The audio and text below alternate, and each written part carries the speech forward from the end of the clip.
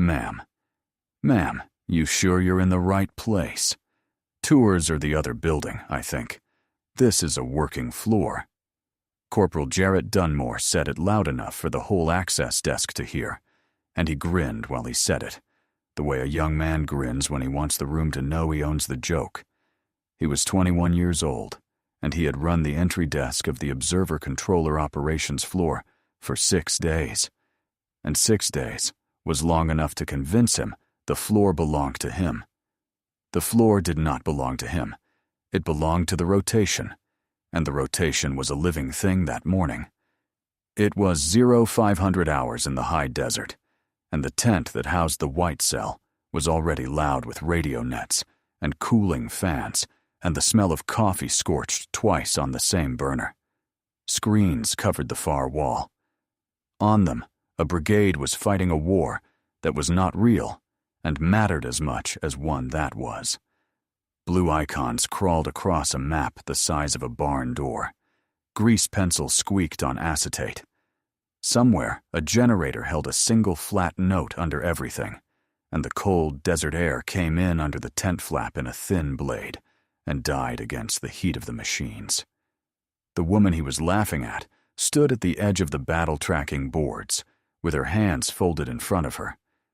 She wore plain civilian clothes, dark slacks, and a gray jacket, and a visitor lanyard, with no rank and no unit, and she was watching the screens the way a person watches a river to judge how fast it is running. She did not look lost. She looked like she was reading, and she was reading fast. "There's a chair by the flap if you need to sit," Dunmore went on, pleased with the audience he was gathering. "We'll get somebody to walk you out once the shift settles. You just, you hang back from the boards. Wouldn't want you to get lost in all this. Lot of moving parts." "I'm fine," the woman said. 2 words. She stepped back from the boards exactly the distance he had waved her, no more, no less, and folded her hands again and went on reading. She moved when told. She had always moved when told, in the years when told was the discipline and not the surrender. The stillness in her was not the stillness of a person who does not understand the room. It was the stillness of a person who has understood a great many rooms and has learned that the loudest man in any of them is rarely the one to watch. Master Sergeant Silas Boone was the one who noticed first. He was 49, an observer controller with 28 years in the Army and a face like weather, and he was crossing the floor with a stack of spot reports when he clocked her. And something in the back of his memory turned over like a stone, shifting in a slow current. He slowed. He did not know yet why he slowed. He filed it and kept walking, because the shift was building, and a master sergeant does not stop mid-floor to chase a feeling he cannot name. Dunmore, encouraged by the 2 juniors at his desk, decided the bit had legs. He tapped the folding chair by the tent flap. "Seriously, ma'am, park it right there. Best seat in the house for the tourists." A junior laughed. Another one, a specialist named Theo Vance, who was 22 and had not yet decided what kind of soldier he was going to be, smiled at his boots and said nothing. The generator held its note. The war on the wall crawled north. The woman looked at the boards a moment longer. Then she said, without turning, "Your logistics serial is reading late." Dunmore blinked. "Ma'am? The resupply package on your 3rd net. It's been showing late for 11 minutes. It isn't late. Somebody's plotted at a phase line short of where it actually is." He laughed, because laughing was easier than checking. "We've got it, ma'am. Promise. Lot of moving parts on a floor like this. You let us worry about the nets." He turned back to the desk and rolled his eyes for the juniors, and one of them grinned, and the coffee burned, and the war on the wall kept crawling, and the serial she had flagged sat frozen on the big board a full phase line behind the truth, waiting. Behind him, Boone had reached the far side of the floor and set down his reports and looked back across the whole length of the tent at the quiet woman in civilian clothes, and Master Sergeant Silas Boone, who did not rattle, had stopped grinning entirely. The serial stayed wrong on the board for 4 more minutes before the board proved her right. It happened the way small things go wrong on a busy floor, which is to say, quietly and then all at once. The resupply serial, a fuel and ammunition package moving to a company that needed both, dropped clean off the tracking picture. The company's radio telephone operator called for it, voice climbing. The white cell could not find it. On the big board, the icon sat frozen a full phase line behind where the ground truth put it, and for 90 seconds the floor argued with itself about whether the package was late, lost, or misrouted. And 90 seconds is a long time when a rifle company is waiting on ammunition. Dunmore had the net. He read the grid back to the company. He read it back wrong, transposing 2 of the digits the way a tired man does at the wrong end of a long shift, and the company came back confused, and he read it again.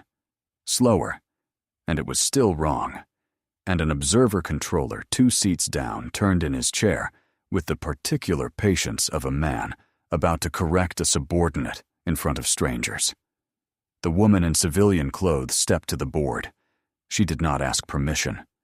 She put 1 finger on the frozen icon, traced the phase line with it, and said, "The serial isn't late. It's misplotted. It crossed the phase line 90 minutes ago at the grid you've got transposed. Swap the 2 middle numbers, and it lands exactly where the company says it is."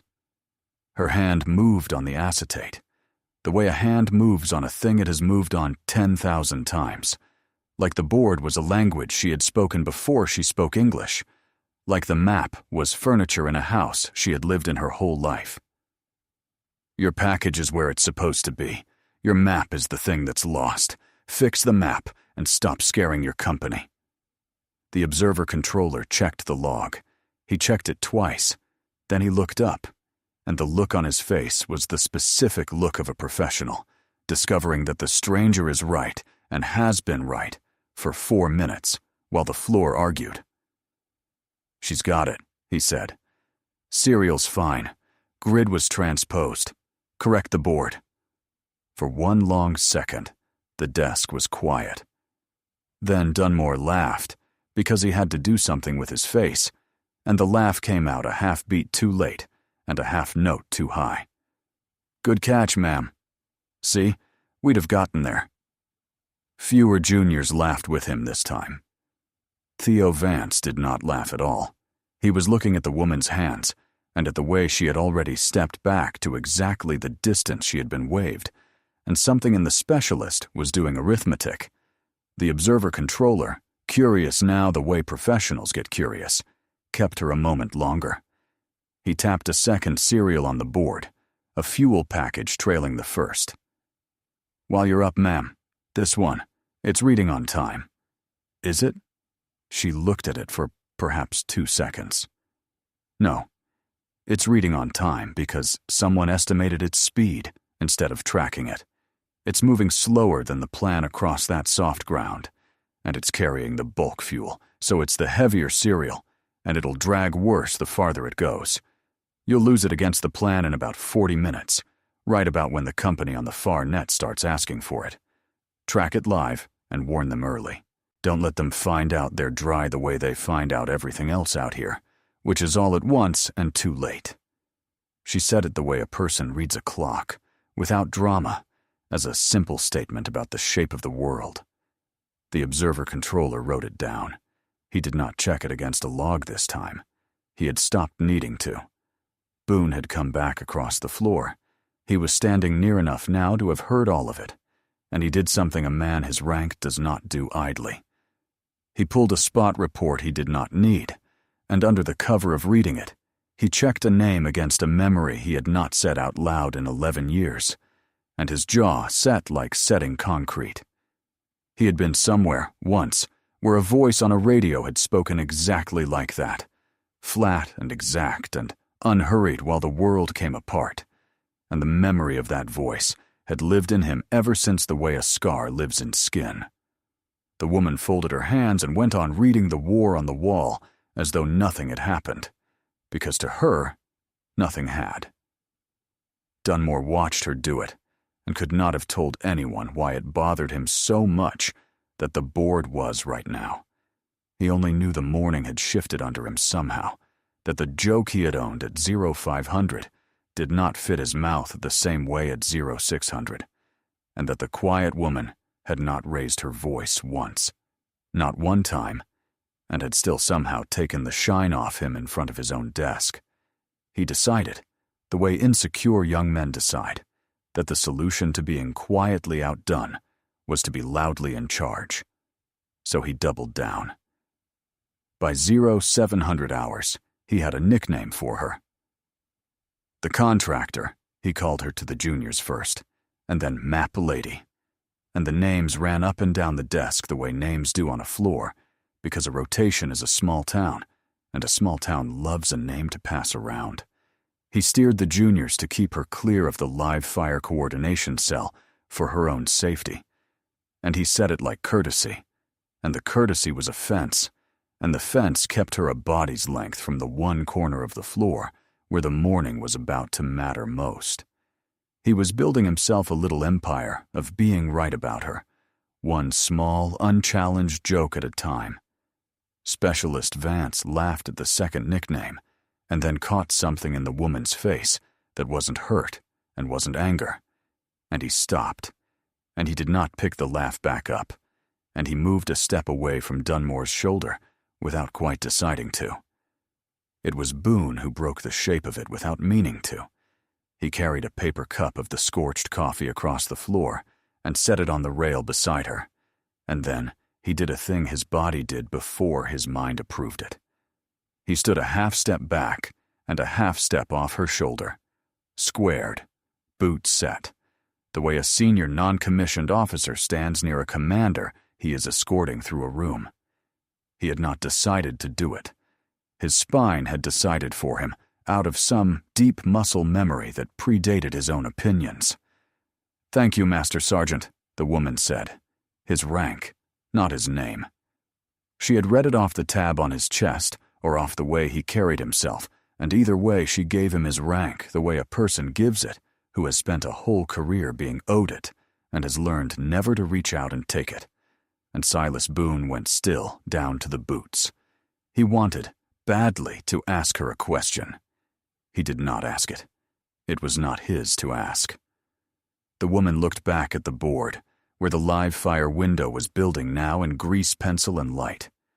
Units, timelines, a danger-close margin drawn as a thin arc that a company would soon be firing across, and a second element that the fog of the exercise had begun to slide, slowly, in a direction the arc did not like. She read all of it and said nothing, because it was not her floor and not her fight, and a good commander knows the exact and terrible discipline of the word, nothing, knows that the hardest thing a competent person ever does is stand at the edge of a room and let other people be in charge of it.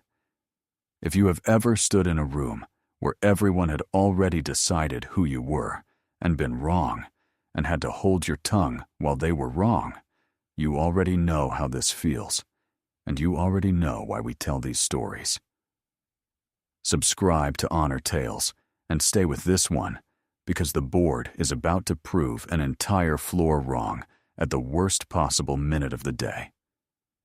Dunmore, meanwhile, decided courtesy was not enough. He decided to make it official. He walked it up the chain the way a young man does when he wants a problem to become somebody else's ruling instead of his own. He found the floor non-commissioned officer in charge and reported the woman as an unescorted civilian who kept getting into the flow of the operation, a safety issue, a distraction on a working floor during the busiest window of the day. He was careful about it. He was, in his own mind, doing exactly his job, protecting the floor from a liability. He was also, in a way he could not see, and would not see for another hour, building a case against the one person in the tent who could keep the morning from breaking. The floor non-commissioned officer, harried and reasonable and entirely wrong, agreed that a loose civilian on the ops floor during a live fire window was a liability, and moved to have her escorted off and signed the first half of the thing that would put her outside the tent in the next few minutes. The woman produced nothing. No badge, no name, no orders folded in a jacket pocket to slap down on the rail and end the argument. She let the machinery turn toward walking her out, and the only thing she did was ask one question, quiet and exact, aimed at Dunmore's desk and no one else. "Which company is firing the live serial at the top of the hour?" she said. "And who is inside the Danger Close arc when they do?" Dunmore did not answer her. He was too busy being vindicated, too busy watching the floor non-commissioned officer agree with him at last. Boone answered her, low, without being asked, because the question had landed on him like a hand set flat on his shoulder, and he heard in it the exact shape of something he had heard once before, in the dark, on a ridge, from a voice on a radio that had made the right calls when every other voice on the net was making wrong ones. He told her the company. He told her the arc. Then he tried to intervene on her behalf with the floor non-commissioned officer, and the tempo overruled him, because tempo overrules everyone, and he stepped back. But he planted himself where he could see her and did not move from that spot again. The removal order sat one signature short of done. It was a small thing, that order. A line on a duty log and an escort to be tasked. The kind of small administrative thing that, on a busy floor, acquires its own momentum and rolls downhill gathering weight. And no one who signed a piece of it was doing anything other than his job. That is how it usually goes. Not one villain in the whole chain. Just a room full of reasonable people, each doing a reasonable piece of a wrong thing, and a quiet woman at the edge of it who could see the whole shape at once, and chose, for reasons of her own, not to stop it with the 2 or 3 words that would have stopped it cold. She could have ended the entire morning at any second. She could have said her name. She could have produced the one line of authority that would have turned every laughing junior at that desk to stone. She did not, and the not doing wasn't weakness, and it was not a trap she was springing for sport. It was the same discipline that had held the Eastern Wire 11 years before. A commander learns, if she is any good, that there is a right minute to spend her authority and 100 wrong ones, and that spending it early to soothe her own pride is the cheapest and worst reason there is. So she waited. She read the board. She let them build the thing that was about to break, and she stood ready to be the one who caught it when it did. The live fire window opened on the board, a bright arc of grease pencil going hot, and the floor prepared to walk the quiet woman off the boards at the exact minute the boards needed her most. Boone caught Dunmore at the desk before the second signature landed. He did not raise his voice. Master sergeants who have been to war rarely need to. He put one hand flat on the desk and leaned down so the words were for Dunmore and no one else in the tent. Corporal, that woman answered your logistics question before you finished asking it. She fixed your grid without a log in front of her. She read your live fire window off the board like it was a duty roster. He let each of those sit a beat. If she is who I am starting to think she is, you want to be somewhere very far from here when the rest of the floor works it out. Walk it back. Now, while walking it back still costs you nothing. For 1 second, something in Dunmore wavered, the way a boy wavers when a man he respects tells him a hard truth to his face. And then the wavering scared him, because if the master sergeant was right, then Dunmore had spent a whole morning being loudly and repeatedly wrong in front of an audience he had gathered on purpose, and a certain kind of young man will choose to be cruel before he will let himself be embarrassed.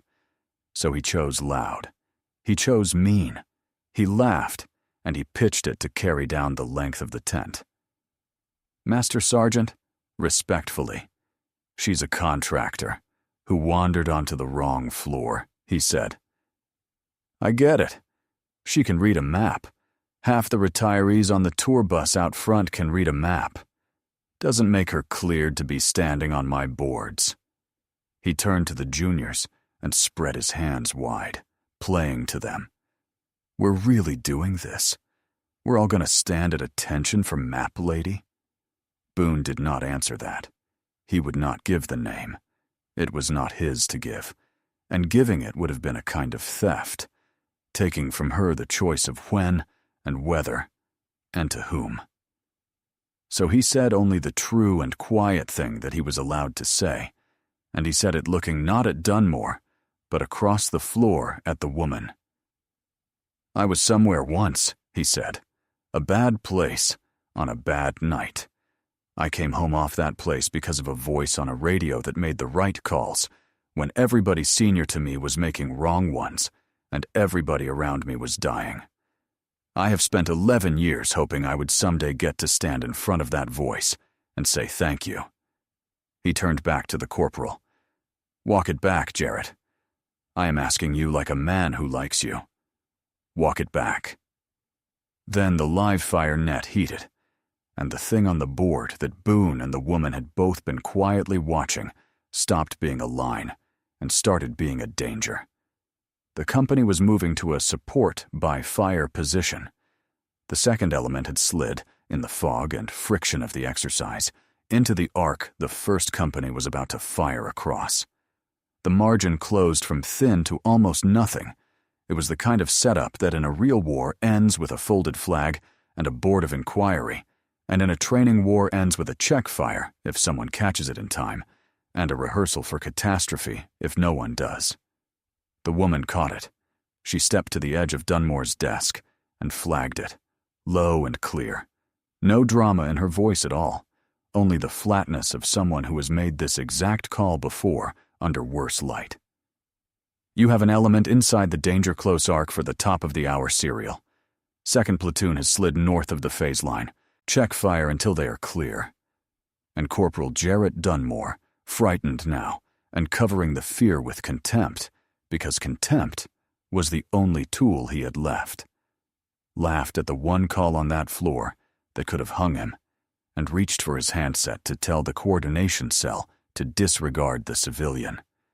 She had just handed the arrogant kid the exact length of rope he needed. "Stay with us.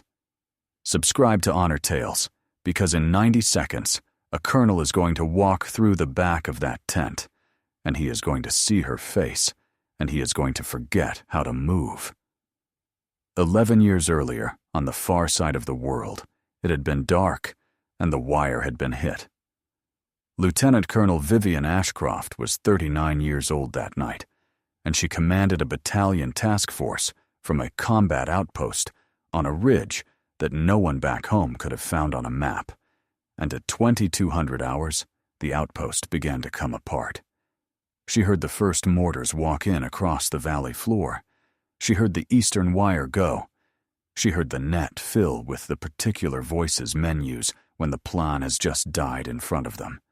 The high, fast voices. And she picked up the handset and made her own voice flat and slow, because she had learned somewhere in 20 years of soldiering that a slow voice on a bad night is worth more than a company in reserve. She did not remember, afterward, being afraid. She remembered arithmetic. She remembered that fear is a luxury of people who do not have a job in front of them, and that, on that ridge, her job was to turn a rout back into a defense one decision at a time, and that there was no one else to do it. She moved a section here. She held a section there. She refused, twice, to give up the eastern wire, because giving up the eastern wire meant giving up the men standing on it, and she had decided a long time before, that night, that there were prices she would not pay to keep herself alive, and that this was the whole of what an oath actually meant when the shooting started. Then an aircraft went down beyond the wire, a downed element in the dark with wounded aboard, and the recovery of it became the hinge the entire night turned on. She ran that recovery herself, off that same handset, in that same flat and terrible calm, while the outpost behind her held by its fingernails, The calls were exact. The danger close margins were hers, every meter of them, and she owned them out loud on the net, because owning them was the only honest thing a commander could do with margins that thin. Move to me. Hold what you have. Nobody else dies tonight unless I spend them on purpose, and I will account for everyone I spend. The aircraft had gone down with 4 aboard. 2 of them hurt badly, and the ground between the wire and the wreck was open and swept, and the kind of ground that eats the people who cross it. She did the arithmetic on the net out loud, because doing it out loud was how she made herself accountable for it. How many minutes the recovery needed, how much of the far wire she could thin to buy those minutes. What she would have left holding the east if the thinning went wrong. She spoke to each element by name, slow, and she never once let the fear that was surely in her reach her voice, because she had learned that a commander's voice is a weather system, and that men steer by it, whether they mean to or not. A young corporal named Beckett Nash held the far wire so the recovery could move. He was 23 years old. He held it, and he kept holding it. After holding it stopped being survivable, because she had told the net that the recovery needed 90 more seconds, and he had heard her, and he had given her the 90 seconds. The loss of him is not a thing this story will show you, because some things are not for showing. It was a bowed head at first light, and a name on a manifest, and a silence that Vivian Ashcroft carried up out of that valley, and never once, in 11 years, set down. She had spent Beckett Nash on purpose to buy the lives of the men behind him, and she had been right to, and being right had cost precisely what being right costs, which is everything, forever, quietly. At dawn, the outpost still stood. At the casualty collection point, a young major named Grant Whitfield stood with his hands shaking and could not make them stop, and a sergeant first class named Silas Boone sat on an empty ammunition can and stared at the middle distance, and both of them were alive that morning because of the calls a woman had made on a radio all night without ever once raising her voice. Whitfield looked at her a single time in the gray light and memorized her face without deciding to, the way you memorize the face of the person who reached down into the water and pulled you out of it. Some men remember the officer who spent the whole night keeping them alive. Grant Whitfield never stopped remembering. There was a ceremony, later, in a garrison chapel a long way from the ridge, where they pinned a decoration for valor to Vivian Ashcroft's dress uniform, the dark blue service coat and the pale ribbon high at the throat, and she stood through the whole of it with the same stillness she brought to everything, and she thought the entire time about a 23-year-old corporal on a far wire. She did not talk about that night afterward. She did not trade on it, did not spend it, did not let it buy her a single thing. She let the record hold what the record held, and she went back to work. And the years turned her from a lieutenant colonel into a colonel, and then, exceptionally, into a general. And through all of it, she kept the one habit the ridge had burned into her forever. She watched the quiet edges of rooms, because she had learned that the quiet edge is where the truth of a thing usually stands, waiting to be noticed by someone patient enough to look. 11 years later, that officer was a colonel walking toward a training center tent, where a corporal was laughing at a woman in a gray jacket, and he had no idea yet whose voice he was about to hear tell a floor to hold its fire. The live fire net was hot, and the round was one command away from leaving the tube. Dunmore keyed his handset over her flag. Coordination. This is the desk. Disregard the last. Disregard the civilian. We are clear to fire top of the hour. He said it fast and loud, and he said it to bury the fear under the volume, and the second the words were out, the margin on the board went from almost nothing to nothing, because 2nd Platoon was still inside the arc, and the clock on the wall was still running down toward the top of the hour. Vivian Ashcroft did not argue with him. This is the thing people never understand about her until it is far too late to matter. She did not raise her voice, did not lunge for his handset, did not tell him he was wrong, or pull rank, or make a scene. She looked at the clock on the wall. She looked at the arc on the board. And for the first time all morning, she almost smiled at Corporal Jarrett Dunmore, a small and level and almost gentle thing at the corner of her mouth. And every instinct Silas Boone owned went cold as creek water, because he had seen that almost smile once before, on a ridge, in the gray light of a morning that men had died to reach, and he knew exactly what came after it. What came after it was competence, applied without permission and entirely without heat. She stepped past Dunmore to the coordination net, keyed it herself, and put the check fire in motion with the fewest words the net would accept, spaced clean and slow so no one could mishear a syllable of it. All stations, check fire, element inside the arc. A grid followed, spoken once, exact, unhurried. Acknowledge, over. The cell acknowledged. The tube held. On the big board, 2nd Platoon crawled clear of the arc, a company's worth of men who would never know how close the morning had come to the other kind of ending. And the top-of-the-hour serial fired late and fired safe into empty ground, exactly the way a live-fire serial is supposed to fire. And the log recorded nothing at all remarkable. It was over in under a minute. It was the single most important minute of the entire rotation, and almost no one in the tent understood that it had even happened.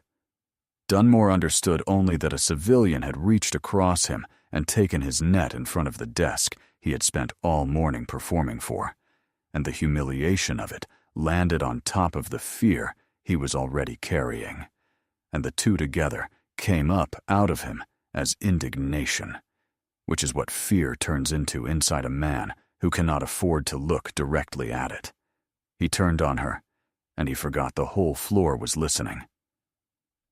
"Who do you think you are?" he said, and he said it loud enough to carry the length of the tent, loud enough that grease pencils stopped and radio handsets lowered, and the war on the wall crawled on unwatched for 3 full seconds. "You don't key my net. You don't touch my coordination cell. Who do you think you are?"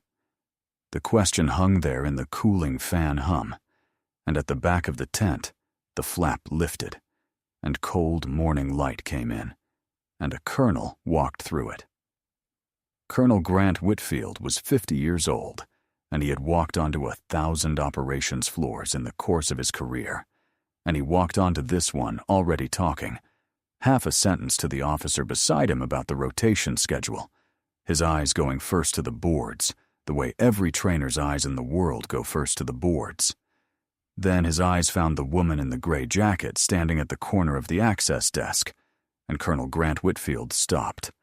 He stopped mid-stride, 3 steps onto the floor, mid-word, and the half-sentence died in his mouth. He had walked 1,000 floors. He had never once stopped like this.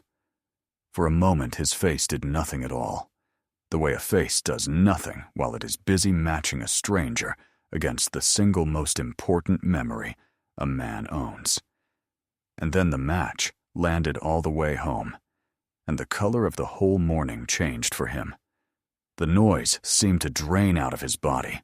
His shoulders came back and squared, his chin leveled. And Colonel Grant Whitfield, on a floor crowded with soldiers junior to him, came to attention in front of a woman a corporal had spent the entire morning calling Map Lady. And he held it, and he said nothing, because there were no words yet that were large enough for the thing standing in front of him. Silas Boone was already on his feet. He had been half risen since the almost smile, and now he stood the rest of the way up and squared himself and held it too.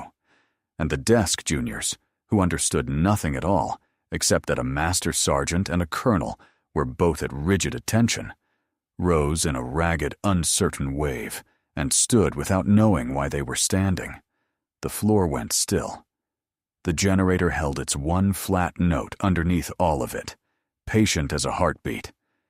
Into that stillness, Whitfield finally spoke, and he did not shout it, did not announce it to the room, did not make a ceremony out of it. He said it the way a man says a name in a chapel. General Ashcroft. A breath. Ma'am. It was the first time her name and her rank had been spoken aloud on that floor, and they were spoken very quietly, and the quiet was louder than any formation of 1,000 troops could have been. Corporal Jarrett Dunmore's face began to move. It moved through the entire distance a face can travel. First confusion, because the words did not fit the woman. Then disbelief, because they could not fit the woman. Because if they fit the woman, then the morning was a thing he could not bear to look at directly. Then recognition, cold and total, as every single joke he had made since 0500 hours played back behind his eyes all at once, in order. And then horror, plain and boyish and complete, as he understood. Fully. Whose safety flag he had keyed his handset over, whose call he had told a coordination cell to disregard, whose face he had been mugging at for the juniors since before the sun came up. His mouth was still half open around the tail end of "Who do you think you are?" And now, at last, he had his answer. And the answer had a single silver star standing behind it. Across the desk, Specialist Theo Vance had come to attention too, and he was looking at Dunmore, not at the general. And there was no triumph in his face, only a kind of quiet grief for a man he worked next to, because Vance had stopped laughing an hour before, and had spent that hour watching this exact ending build and being unable to say why he was so certain it was coming. He had felt it the way you feel a change in air pressure before a storm you cannot yet see. Now the storm was in the tent, and it was very quiet, and it had a name and a rank, and the loudest man at the desk had gone the color of the acetate on the boards. Boone, still at attention, let his eyes travel once down the length of the floor to the woman he had spent 11 years hoping to thank, and his throat worked, and he did not trust himself to speak, and so he simply held his salute of stillness and let it say the whole thing for him. Vivian Ashcroft did not raise her voice. She let the stillness hold one beat longer than was comfortable, because the stillness itself was doing work that no words of hers could do. And then she released it with the smallest motion of one hand. An inch, no more. "Colonel Whitfield," she said, and she said his name the way you set down something you have carried a very long way. "As you were, all of you. The window is not closed and the fight is not over. Get back on your boards. Fight the fight." And the floor exhaled and went back to war, because a general had told it to, and the top-of-the-hour serial that had nearly ended a career, and a young man's whole future instead closed out clean in the log, safe, unremarkable, a line of grease pencil like any other line. There were no handcuffs. There was no shouted arrest, no inspector general summoned by radio, no theater of consequence for the floor to watch. There was only a corporal standing alone in the middle of a tent that had turned its back and gone on with its work without him, holding the wreckage of his own morning in both empty hands. The loudest thing in that entire tent was the quiet, and Jarrett Dunmore was standing in the exact dead center of it. Vivian Ashcroft could have ended him with a single sentence. That is the part people always expect, and it is the part she did not do. She let him stand alone in the quiet for a while, because standing alone in the quiet was itself the first page of the lesson, and then she crossed the floor to him, and she did not do it in front of the room.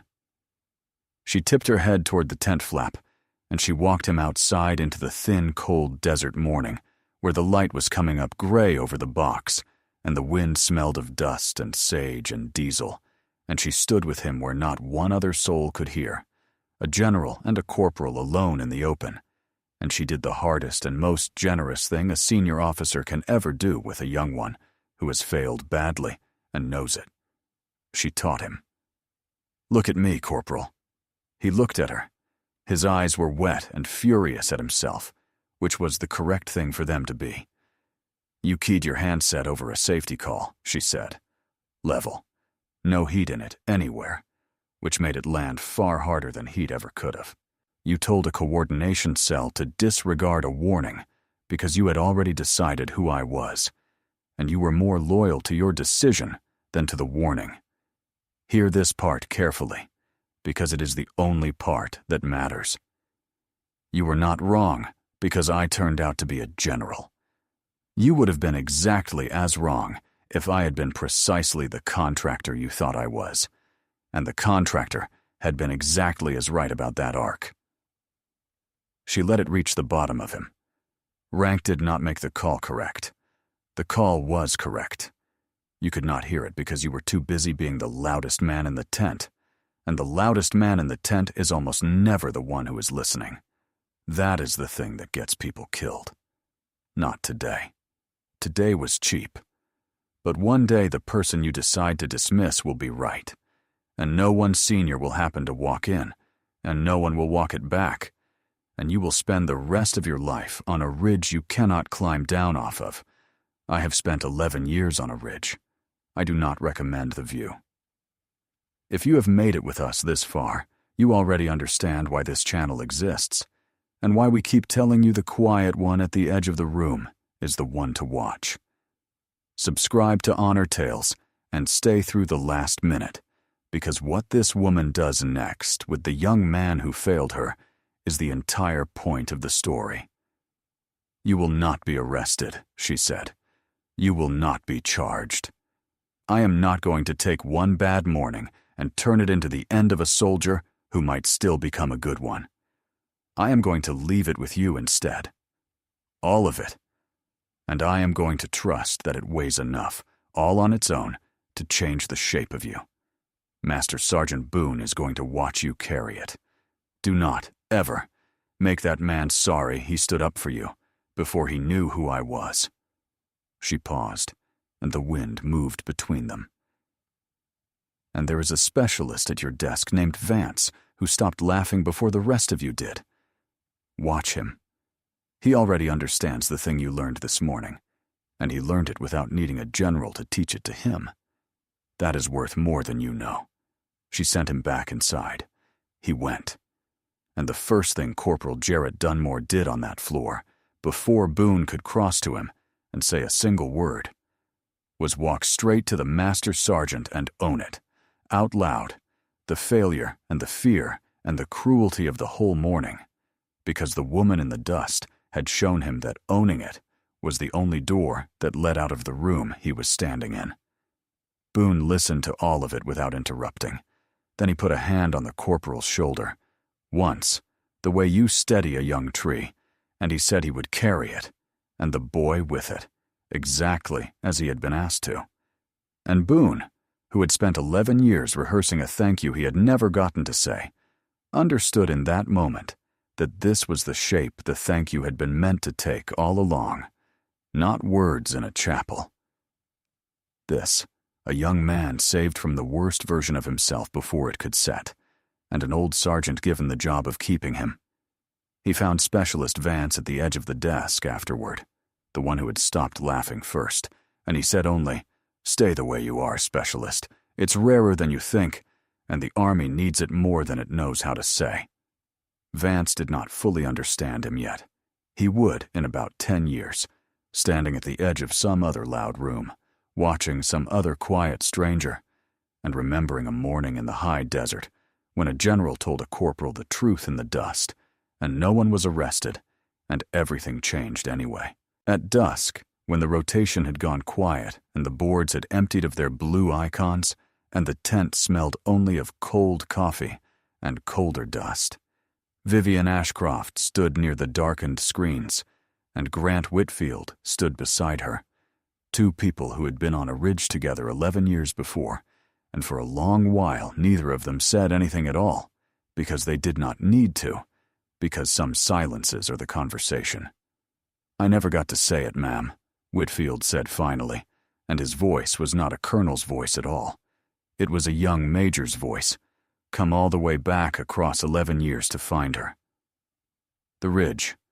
That night, every one of us who walked off it in the morning, I never once got to say thank you to your face. Vivian Ashcroft looked at the empty boards where the war had been. "Don't say it to me," she said gently. "Say it to the ones who held the wire so you could." And after a moment, quietly, once, she gave him the name he had never learned, the name of a 23-year-old corporal who had held the far wire in the dark, long past the point where holding it was survivable, so that a recovery could move and a major could grow up into a colonel. Beckett Nash. Say it to Beckett Nash. Whitfield said it. Just the name, once, into the dark and empty tent. It was enough. It was the only kind of enough there is for a thing like that. She left before dawn. There was no ceremony for her leaving, the same as there had been none for her arriving. She had come in a rented sedan and a gray jacket and a visitor lanyard with no rank on it, and she left exactly the same way, in the dark, before the floor woke for the next day of the war that was not real and mattered as much as one that was. And the only sign that she had been there at all was an empty folding chair at the edge of the boards, where a corporal had once told her to sit so she would not get lost. And that same corporal, who would never again in the whole of his life laugh at a quiet stranger standing at the edge of a room. Recognition, Vivian Ashcroft had learned a long time ago, is not a thing you are owed and then collect. It is a thing that finds you or it does not. And either way, the work is the work, and the work does not change. She had done the work on a ridge 11 years before, with no one at all watching. And she had done the very same work on a training floor that morning, with everyone watching. And it had been the identical work, done the identical way, by the identical quiet woman. The star on her orders hadn't changed a single call she made. It had only, right at the very end, changed how loud the room got when it finally understood what it had been looking at all along. Every soldier carries a story that few ever hear. Listen with your heart. Thank you for staying and watching. Subscribe to Honor Tales for more.